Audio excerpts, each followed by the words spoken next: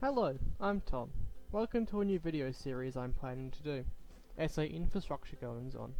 This first episode will cover the plans for the remaining sections of Adelaide's North-South Corridor Freeway project. On the 19th of October 2020, leaked information came out about the SA Liberals' plan for the completion of the North-South Corridor from Anzac Highway to Darlington Interchange, a distance of about 5.5 kilometres. They apparently show the preferred option of the Transport and Infrastructure Department is a continuous tunnel stretching the distance.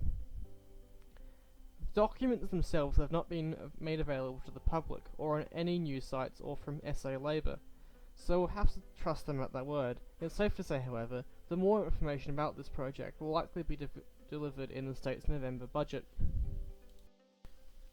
Details on the project are very sparse at the moment, which is expected given how we have no real clue about the final details. What's certain, however, is how long it's going to take.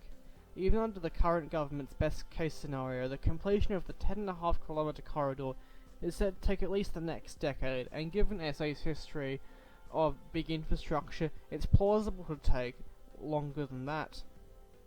According to the government, the section from Anzac Highway to Darlington will take at least 4.5 years to complete, and only then can work on the remaining section begin. The final aspect of the design is the cost, and it's big. Tunnels would cost about $1 billion per kilometre, and that's about $10 billion overall. And a lowered motorway, similar to that seen on the earlier Torrens to Torrens project, at around $9 billion for the length. Tunnels are favoured by many locals according to news reports, and through these leaks we can establish the state government has set a preference for the tunnel option. $5.5 billion has already been committed at the state and federal levels for this project. However, this leaves a major funding gap, so major federal funding will probably be announced in the next year or so, in addition to whatever the state government agrees it has to pay. And on a final note, it really does seem that this project at the moment represents quite poor value for money. At $10 billion for the ideal tunnel option, this is certainly going to be a large money sink for all of our federal and state money over the next decade. This is the kind of money that could see an underground rail link through the Adelaide CBD, or reconstruction of Adelaide's tram network.